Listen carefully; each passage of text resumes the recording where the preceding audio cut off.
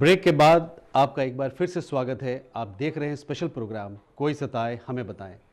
इस मुद्दे पे एक सीरियस डिस्कशन के लिए हमारे साथ मौजूद है लीगल लुमिनरी अभिषेक कुमार।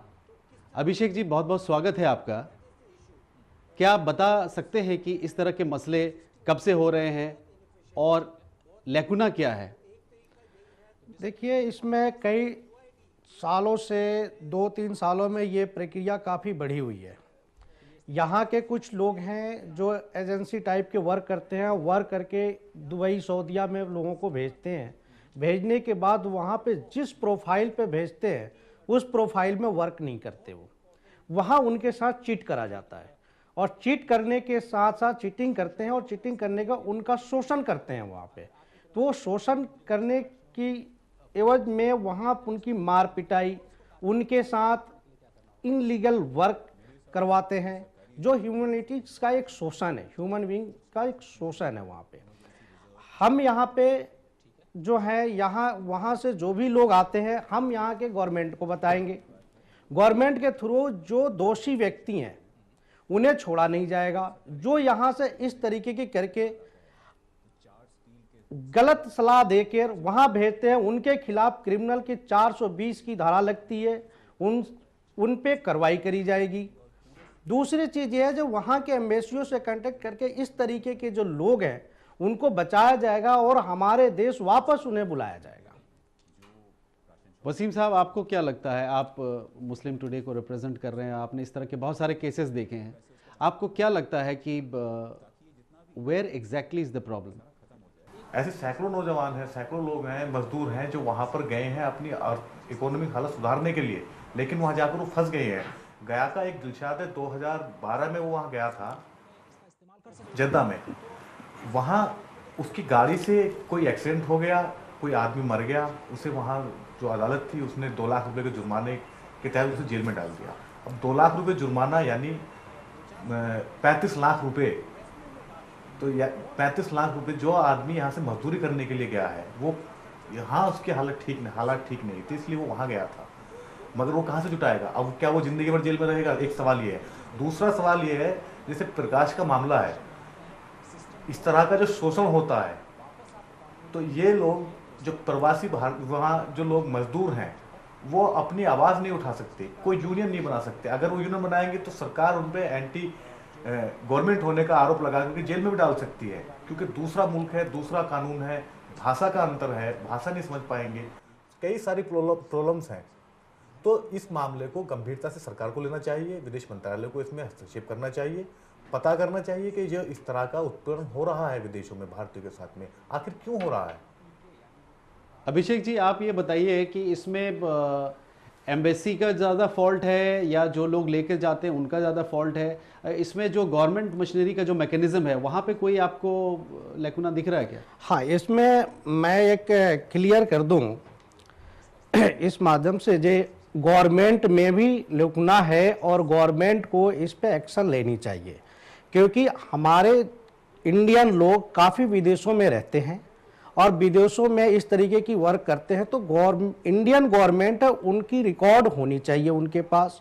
वहाँ जो एम्बेसी में इंडियन अधिकारी जो हैं इंडियन एम्बेसी में, उनको भी इस पे ध्यान देना चाहिए जो इंडियंस कितने लोग यहाँ आए हैं, किस स्थिति में है, क्या वर्क करते हैं, उनके साथ क्या प्रॉब्लम है, ये करनी चाहिए। अगर गवर्नमेंट के पास इस तरह की पॉलिसी नहीं है तो उन्हें ये बनानी चाहिए और वहाँ के एम्बेसी में जो इंडियन एम्बेसी में जो इंडियन अधिकारी हैं उनकी जवाबदेही होनी चाहिए, जो हमारे इंडियंस उस पर वहाँ सुरक्षित क्यों नहीं है।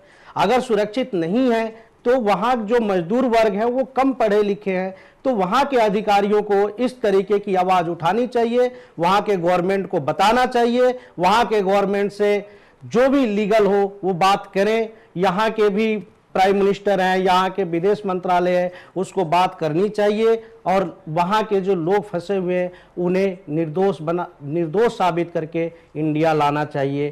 केवल एक ही गवर्नमेंट ने काम करी थी, सुषमा स्वराज जी ने, जब पाकिस्तान से ये गूंगी लड़की लेके आई और बहुत वाहवाही कर लिए। ऐसे हजारों करोड़ों लोग जो फंसे हुए हैं उनके लिए भी उनको ये काम करना चाहिए सुषमा स्वराज जी को। और मैं कहूँगा जो सुषमा स्वराज जी इस पे पहल करें और ज़्यादा की टाइम नहीं है, कम से कम 1 वीक में इस ऐसे निर्दोष लोगों के साथ कुछ तो राहत दे, जैसे उन्हें लगे जो हम वहाँ पे हमारे लिए कुछ हो रहा है। जी वसीम साहब, आप कुछ ऐड करना हाँ, चाहेंगे? इसमें एक चीज़ और है, हम अपने ये सारा का जो ये इस तरह का जो शोषण हो रहा है विदेश में, जो भारतीय मजदूरों का शोषण हो रहा है, तो मजदूर हैं, मजदूर भारत में भी मजदूर है, मजदूर अरब में भी मजदूर है, और मजदूर अगर अमेरिका में है तो वहाँ भी मजदूर है। बड़ा सवाल है शोषण का, कोई घर क्यों छोड़ता है, अपना देश क्यों छोड़ता है?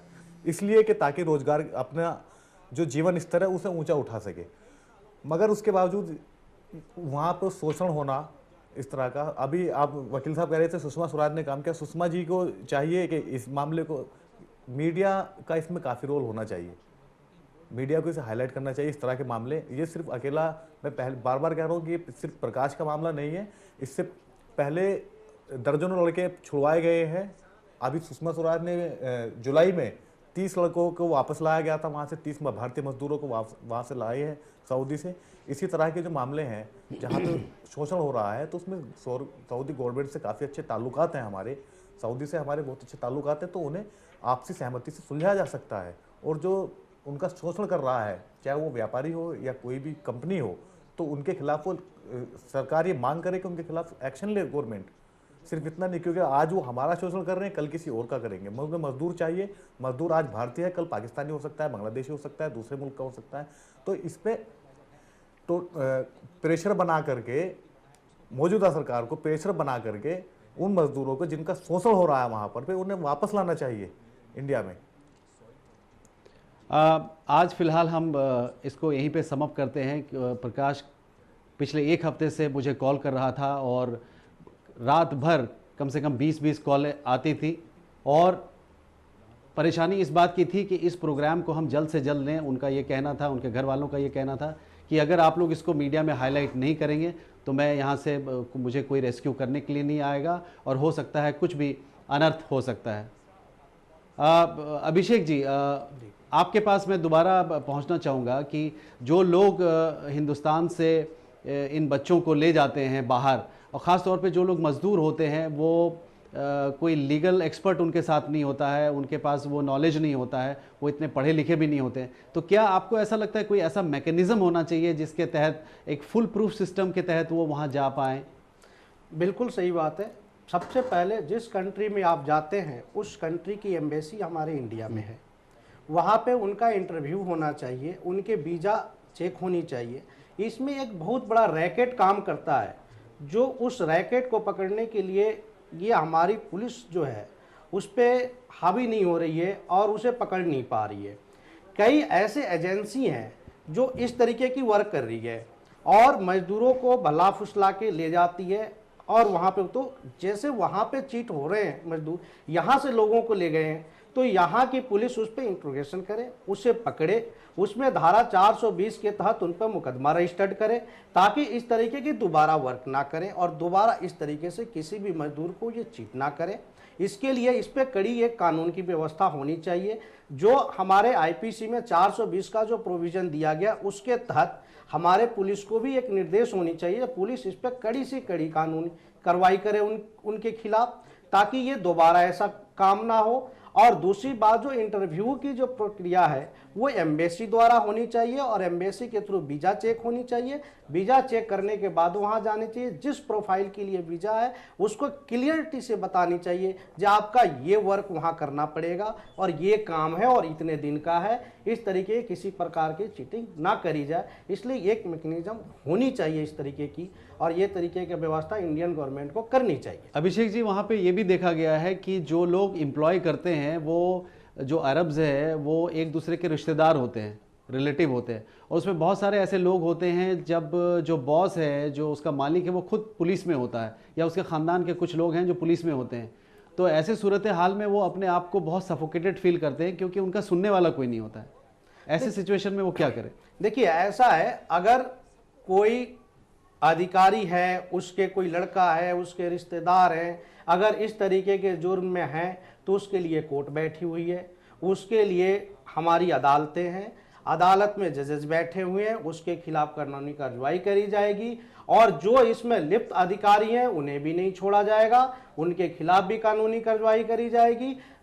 बस ये है जो कानून के हाथ लंबे हैं, बहुत जल्द उन्हें छोड़ा नहीं जाता। और ये जो कोई ये सोच लेता है जो ये अधिकारी से इनके खिलाफ कानूनी कार्रवाई नहीं हो सकती, थोड़ी लड़ने की हिम्मत होनी चाहिए। बड़े से बड़े अधिकारी जेलों के सलाखों में होते हैं और जेल में जाएंगे। अगर ऐसा कोई करने को तैयार नहीं है तो उसके लिए मैं चैनल के माध्यम से बताता हूं, जो चैनल पर बैठे हुआ मैं हूं, मैं उनके खिलाफ कानूनी कार्रवाई करूंगा, उनके खिलाफ मुकदमा लड़ूंगा और उनको इंसाफ दिलाऊंगा, चाहे कितने बड़े अधिकारी इसमें लिप्त क्यों ना हो। अभिषेक जी, समय हमारा टाइम हो चुका है इस प्रोग्राम को वाइंड अप करने का, इसलिए बहुत बहुत शुक्रिया आप लोग इस प्रोग्राम में आए, इस चर्चे को आपने जारी रखा और मुझे पूरी उम्मीद है कोई सताए हमें बताए इस मुहिम को आप आगे तक लेके जाएंगे। हमारे इस खास प्रोग्राम कोई सताए हमें बताए में बस इतना ही। हमें दीजिए इजाज़त और देखते रहिए ये प्रोग्राम जो सिर्फ आपके लिए बनाया गया। शुक्रिया।